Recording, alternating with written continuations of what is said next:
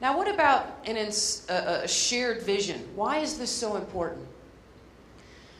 You may have heard of there's a book called The Heart of Change by a gentleman named John Goddard. And what he focuses on is the very high-performing organizations that seem to be able to change and adapt and modify their environments very easily. He studied these organizations and he wanted to understand what made them more successful than other organizations. And one of the 8 steps to organizational change is this shared vision. A vision of where we're going to go and what we are going to do is very important.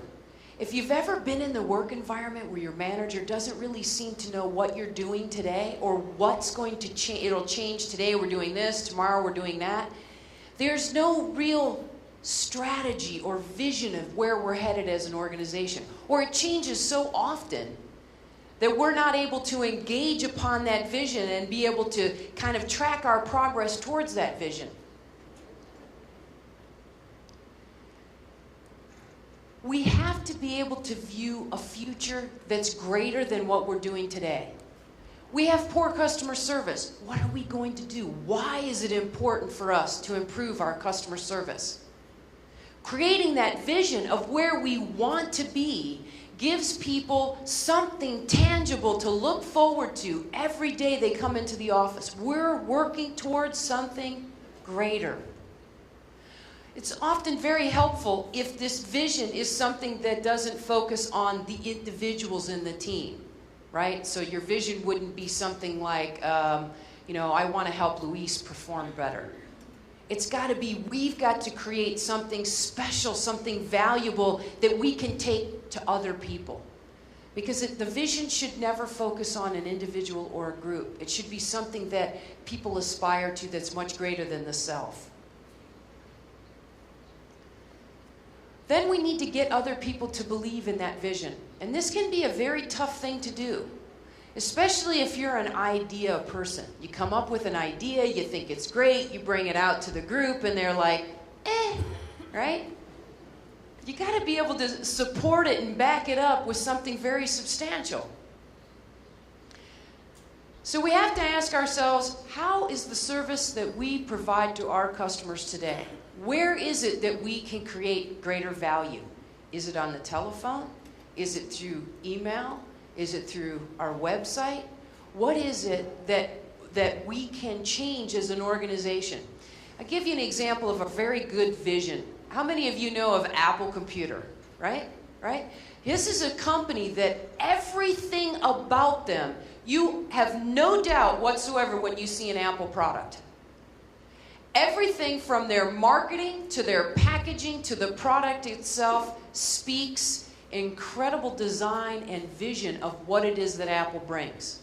They may not have the greatest market share, but they do have that vision, that connection to the individual, right? I mean, how many of you have an iPod or an iPhone? Have you ever opened that package up? The package itself is a magical thing, right? I mean, it is so perfect in the way that everything fits together within the package. That's what we're talking about when we think about vision. It's paying attention to the little things that also contribute to that great vision and embedding it into everything that we do. Good customer-focused organizations, everybody knows what the goal is of the organization. Everyone knows, and they know that every time they pick up that phone and they talk with a customer, that they represent that vision to that customer. We have to get people to feel that vision, bring it to the work environment so that every time they do answer that phone, they're not just smiling at the customer over the phone, they actually believe in what we're trying to do and create. We also have to answer the question, how do we see the future? And this isn't an easy question, right? Because if we're trying very hard today to provide valuable service, and we're, resource constrained and don't have a lot of money, it's not so easy to create some sort of a new environment when you feel like there's so many constraints around you. How is it that you're going to create change? I have a great example for you for this one. Many years ago, I lived on a military base in the U.S.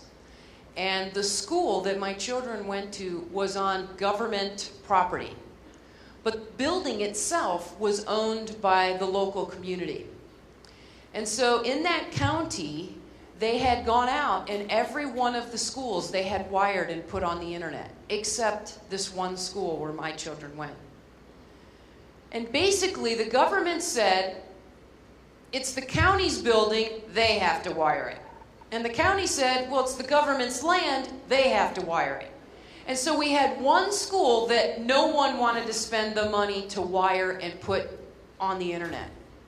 And so the parents of all the military children that were attending this school found this a very unacceptable, proposition, that we will not have internet because no one is going to claim that they own or have the responsibility to do so.